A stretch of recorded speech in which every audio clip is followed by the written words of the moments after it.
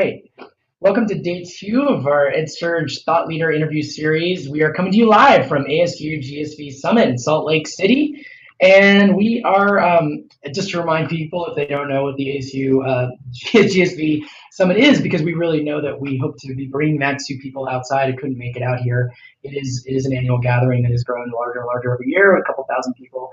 Mixture of ed tech folks at colleges, schools, companies, funding sources, and just kind of out here talking about new experimental models and what's next in education. And I'm excited we have this half hour Morty Golding from LinkedIn Learning, who is director of content there. Thanks so much for joining us, Morty. Hey, it's my pleasure. Happy to be here. And I'm just going to remind folks online and anybody watching this, just a quick format note, which is we're just going to have a conversation here for a bit, and then I'm going to open it up for questions. So people will be able to take a few minutes at the end to jump in with a question via video on Shindig or text, but video is preferred. I love a challenge. Yeah, so here we go.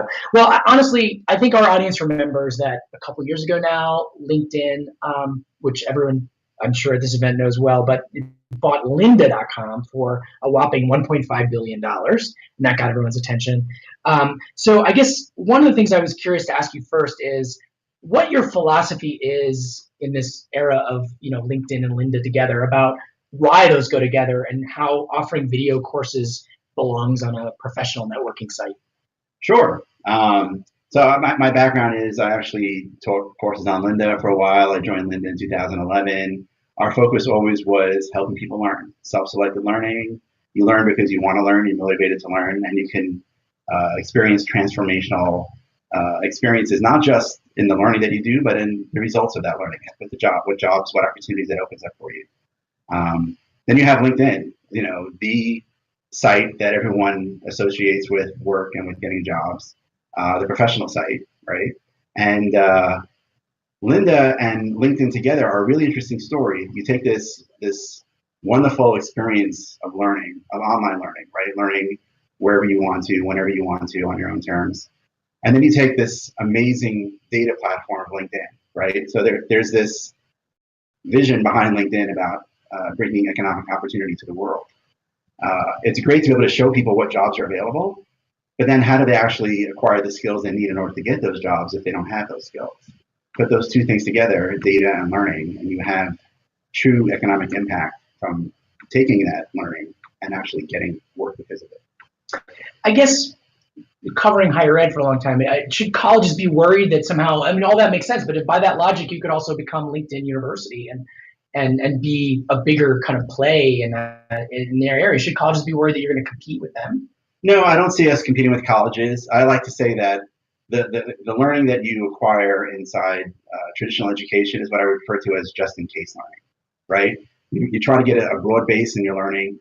The data that we see today is that people actually will have what they say at the keynote last night, 15 careers in their lifetimes. How does college prepare you for 15 different careers? Especially when probably 8 of those careers don't even exist. The skills don't even exist for those. The things that people need to do those jobs, you can't predict what that is. So it's really the understanding that when you come out of college, that's not when you stop learning. You're always continuing this idea of learning. And as people work in jobs, they need opportunities to get better jobs. Even if you already have a job right now and your company needs to retool, your company needs to think about how they're, thinking about the future, they need to make sure that their workforce is moving along as well, right? You need to build a strong pipeline of talent. Learning is a huge part of that. So I think where LinkedIn is really kind of focused right now is taking that education you have inside of college and then doing what I call the just-in-time learning, right? So you have the just-in-case learning inside of college, just-in-time learning, learning on the job, learning a little bit every day, a little bit every week. New technologies come out. And it's not only just technology, it's also applying that learning, the soft skills required for that, communication, project management. You learn those things in theory in school. You maybe learn about some cases, but then when you actually apply that to work, it's a different experience. And how do you decide? I understand part of your role is kind of picking what classes to put up next, or how do you decide what to add? My role at LinkedIn Learning is overseeing content strategy. Right. Overall, we at a very basic way of describing it, we choose what topics to teach, what courses to put in the library, and which teachers or instructors should teach those courses. We use a tremendous amount of data We usually try to go with 4 data points with everything that we use. So we have both qualitative and quantitative data, both internal data and also external data. So we'll look at all the rich data of LinkedIn. We can actually go to our recruiters and we can look at what jobs are being posted. We can see what recruiters are looking for, what are the skills that are necessary, what skills are trending, and not only across the world, like just trending in general, but within specific demographic areas or regions, right? If you live in New York, you really don't care what's trending in Silicon Valley, right? So understanding what skills are required in those areas, we look at that to help drive the decisions that we make. Plus, we reach out to conferences like this, or talk to professionals, or look towards organizations like EdSurge to see what are people really looking for, what are the needs of companies in the future. We talk to companies as well, see what they need. We take all that information and come up with a content plan and a strategy to execute on it. I mean, if you're a LinkedIn user, are you pretty much only going to see Lynda courses? Is that kind of locking out other providers of video courses? So today on LinkedIn Learning, there's only Lynda courses, or now LinkedIn Learning courses available on the platform. Branded, yeah. But in the future, we can definitely envision where there are other providers available. We always look for partnerships. People don't realize today about 15% of our content in our library is third-party content that we license. Mm-hmm. So we already are bringing more content into our platform, and we can see that as a trend continuing in the future. So in preparing for this interview, I looked at your LinkedIn page, and I noticed that another thing that you do is you're looking at kind of looking at the learner behavior. You guys have that data, like you say, you can call, watch what people are doing. So what is the most interesting thing you've learned about the way people learn from kind of digging into their data as they go through these Lynda, now LinkedIn Learning courses? Well, obviously people have very wide interests. Things like completion rate are not something that learners seem to care very much about. So especially in a world today where I go back to the just-in-time learning, you may have a course that may be an hour long, but there could be content that's only 15 to 20 minutes in there that you care about. All of our content is broken into like 5-minute chunks of videos, so it's very easy to jump in and jump out. So we see a lot of people who kind of go into a part of a course, and that seems to be enough for them to solve the problems that they have at that point. Is that something that's changed your attitude toward that completion over time? So, I mean, non-completion. It's funny. I was just thinking to myself now, like as I walk around this conference, right, and you hear eavesdrop on conversations, and you hear what people are talking about. And the thing that rises to the top, the word, if I had to build a word cloud of all the things that I've heard, assessment or measure seems to be like the word that I hear most often. Okay. Right. And I think that's important because if you're on the company side, you need to have that data to prove ROI and business impact. But from a learner perspective, you just want to find something that's interesting to you and that will help you at that point in time. Right. So I still think that's something that we continue to try to find. I think at LinkedIn, we can help people get there and provide learning that we refer to as both bottoms up and tops down, something that serves the needs of the individual. It engages the individual. They're learning what they want. It's self-selected learning. But we also provide a tremendous amount of data on the back end to help people like administrators or managers track or measure their team's performance versus the industry and see where they can skill up in certain areas. So it's important to know that measurement is there, and especially from the administrator side. But from the learner perspective, as we see the behavior of them, that's how they're kind of thinking about the platform, right? What can I learn right now for the things that I need? So you said you long taught courses on Lynda before it was bought by LinkedIn. What is the first course you taught? What subject matter do you teach? I used to work at Adobe, and I'm a graphic designer by trade, so I was on Adobe Illustrator. So I'm very close to the Adobe product team, so I like to dabble still today inside of programs like Photoshop, Illustrator, and Design. So I have like 25 courses on Lynda today on the topic, and generally around graphic design. I'm sure some of our audience are teaching maybe at a university setting or maybe in a way like you are. What kind of lesson have you learned over the years in teaching in this mode that might serve even people that aren't teaching video courses? So probably the biggest lesson is that when you take your knowledge and you transfer it into a digital course, in this case videos, you have to find just the right amount of things to put into that video, right? As a graphic designer, we learned that the way to design is not to, hey, do you add more things to make this page look better? Your challenge is how do you remove more things, right? What Apple always tries to do is like, we have a plain white page. right? And an Apple logo in the middle, and that's it, and nothing else. The more you can remove from the page, the better. And I think it's the same thing from learning. What do you want somebody to walk away from, after watching that video? What's that key point? We like to refer to it at LinkedIn as what's the so what, right? What did I get out of that particular thing? So when you think about creating your content, right, when you're writing a book, you can kind of go into your narrative and a story, and if people want, they can flip the pages. But, we see people start a video, and then after 2 seconds, if they're not engaged or interested, they'll stop watching that video and skip to the next one. Ruthless, right? That's the world we live in today, right? Yeah. So it's getting to the point. It's understanding that key things like instructional design are important, right? And that's probably the key thing that I have probably learned in all of working at Lynda, and where I say that today also leads to learning, what I consider one of our competitive advantages, right? So we go ahead and less is more. I'm sorry, or design. Well, the point I'm going to make now, which is the importance of instructional design, right? I myself am a subject matter expert. I know a lot about design. I know a lot about the tools. Am I the best teacher in the world? Maybe not, right? And I've spoken. I've done corporate training, and I've spoken.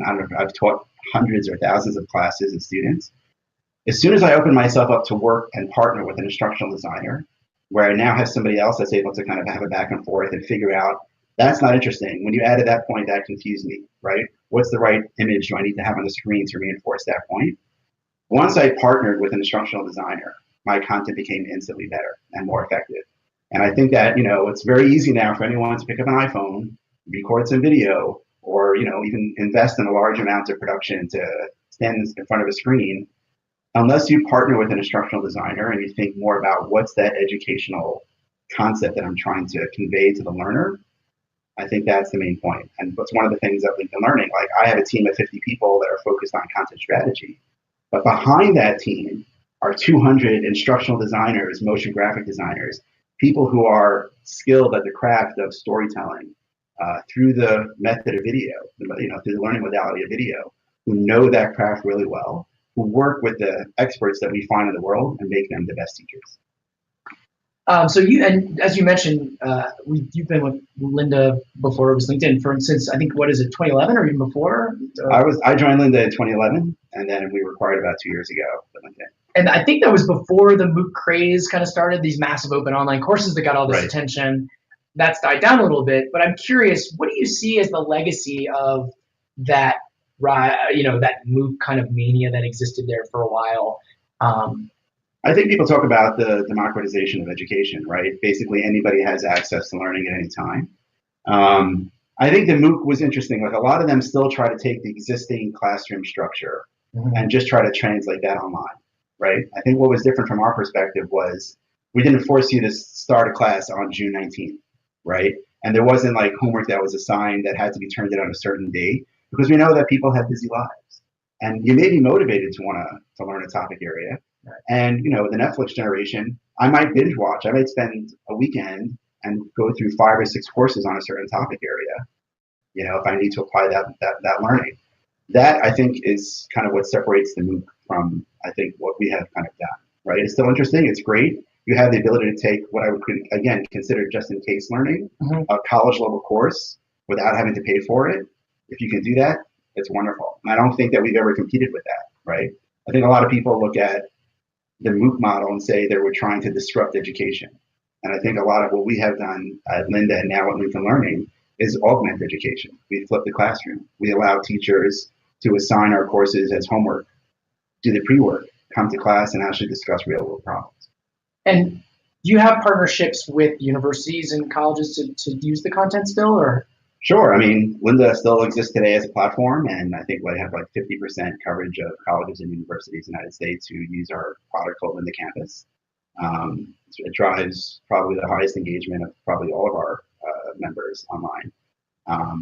But as we think about LinkedIn Learning, we're focused primarily on the corporate enterprise learning space, and that's our fastest growing space right now. What's coming? And if it can't be some secret product here, I don't mean to like reveal something you're not supposed to reveal, but because I understand you probably wouldn't. But where do you feel like things are moving broadly, strategically, for the way after several years have passed now with LinkedIn and Lynda? I still think that there's this. We're still at the beginning, entering this massive era where you have this ability to get all this amazing information available at your fingertips, right? And I think the biggest challenge is around discovery. Like you're motivated and you want to be able to do things, but you don't know what's the steps I need to take in order to get there. You may aspire to be a digital marketer, but you don't even know what are the tools that a digital marketer use, or how should I begin to think about what a career like that looks like. You don't know what to search for. You don't even know even if you knew what to search for, there'd be a million results, right? And I think that's the next challenge that we have to kind of figure out, which is how do you take the rich data that exists, right? What are people's aspirations? What are the skills you already have? What are the skills that the industry at large has? At LinkedIn, I can compare the skill set of a user experience designer who works at Facebook versus a user experience designer that works at Microsoft, and compare the skill sets between them. And it's enlightening to see the difference between those two different skill sets, right? If you aspire to be able to build product like Facebook does, whether you're an individual or you're a company that wants to do that, right? We now have the tools to be able to provide direction on what skills specifically you need. That to me is exciting. I hear a lot these days about kind of a trend that employers are thinking differently, maybe about kind of their HR and their professional development functions. And clearly, I'm sure you've thought about this in your role quite a bit too. So do you see a change though, really? Because I can't figure out how much of this is talk, and how much of it is real.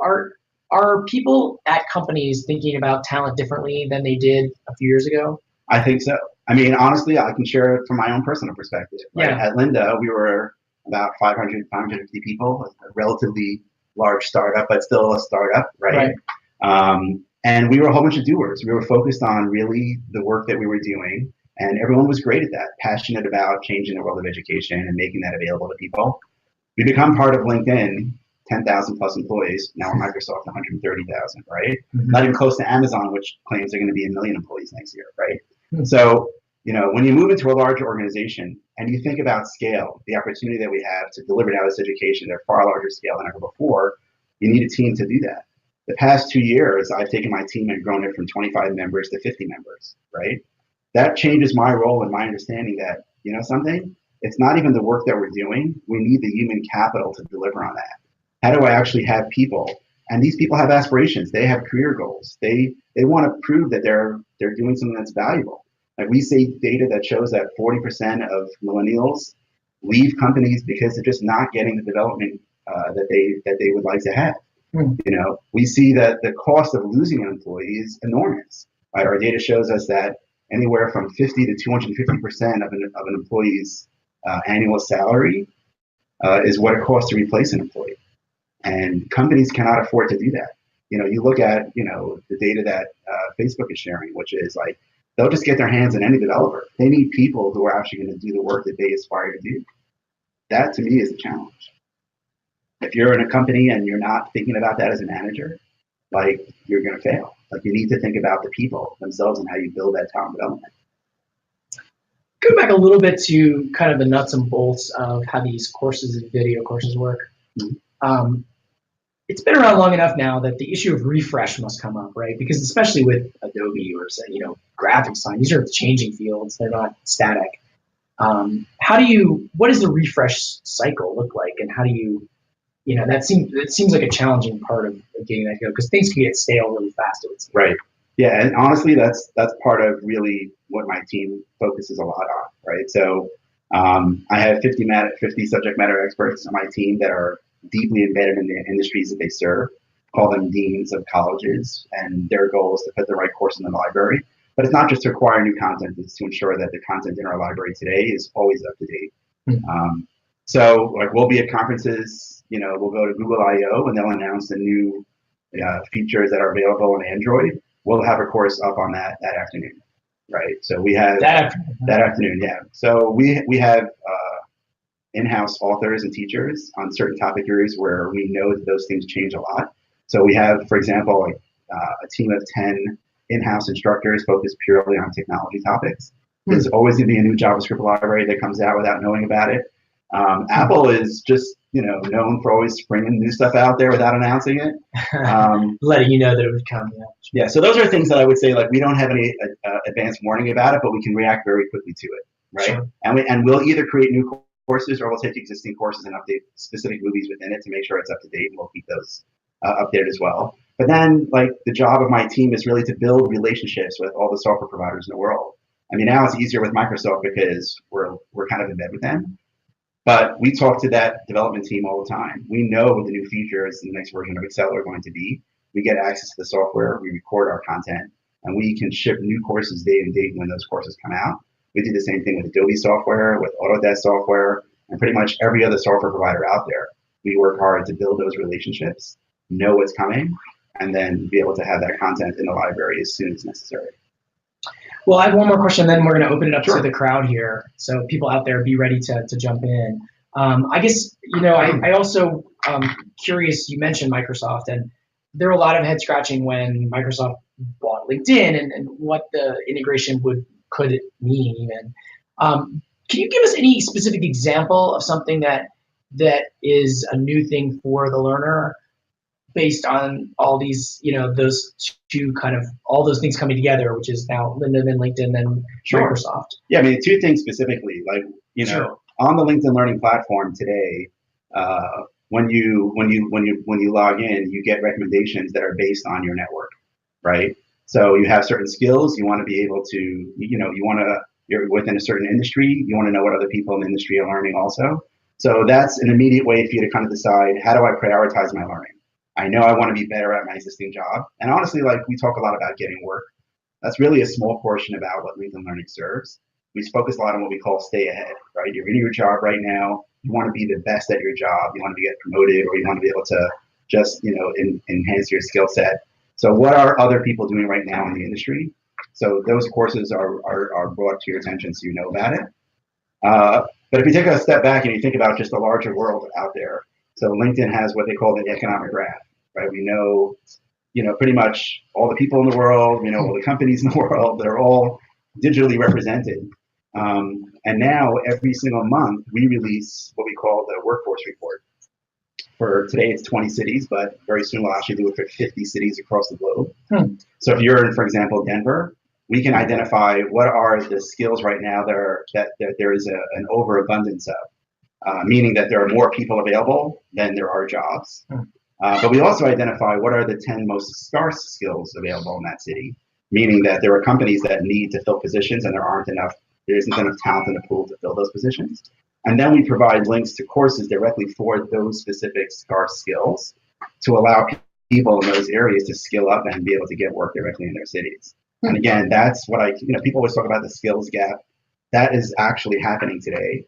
And I thought it was interesting though, because the government puts out their labor report. We do our report 4 days before theirs, and they're just confirming the same data that we already see. So we're able to provide it faster and have a more meaningful impact because of it. Like, it's one thing to just know that there are jobs out there. It's another thing to actually have it actionable. You can learn that content and then apply to the job. I will say, in all due respect, that is like a little bit, as a citizen, it's like that's almost scary, how much power that you're describing, which we could get into whether LinkedIn should be trusted with all that information, which I think is a real question. But let's open it up to the audience here. Do we have any questions out there yet? You can raise. Oh, let me explain how to work it. There's a hand icon that people can press if they're interested in asking a question to our guest. And otherwise, that's the best way to get our attention. I think there's also a chat box, the question mark box that you can use if you want to type a question for us. And we, of course, I can still ask questions as well. I mean, sure. What about privacy issues? I mean, how do you? This is obviously a company of your scale. This comes up a lot, but how do you reassure users that there's student protection laws within the higher ed official context, right? For a reason, and how do you preserve what is not officially higher ed, and sometimes it is, I guess, with your partnerships with the colleges. How do you preserve that? How do you kind of convince people as well that you're preserving that privacy? Well, security is obviously an issue that LinkedIn does not take lightly, especially now. Also, we're working with Microsoft. It's something that is, even from my perspective, I know that as we build product, every single feature that we decide we want to add has to go through very strict security protocols for that. But more so, like, the economic graph is public data, right? Meaning that this is self-reported data. People are putting this information into the graph. It's not like we're going and and digging this out of people, or trying to find something about somebody that they maybe don't want to know about. Yeah. So this is honestly like we're going to recruiters. Recruiters are posting public jobs, and they're listing in those job postings what skills they need in order to have certain jobs. People can go ahead and get that data. We actually have an open research project right now where we realize we as a company cannot be the only people who can take this data and do something meaningful with it. Like, there is a call for people in academia or researchers to help us take this enormous amount of data and make good use of it.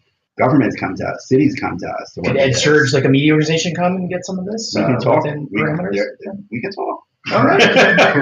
I'll take that as a promise that we can talk. Well, great. Well, is there one more chance for questions from the audience? We are reaching time here, and we've got a packed schedule, as people can go see on the website. But Morty, thank you so much for joining us today and sharing your perspective. It's my pleasure. Yeah. Thank you so much. It's been a blast. Thanks.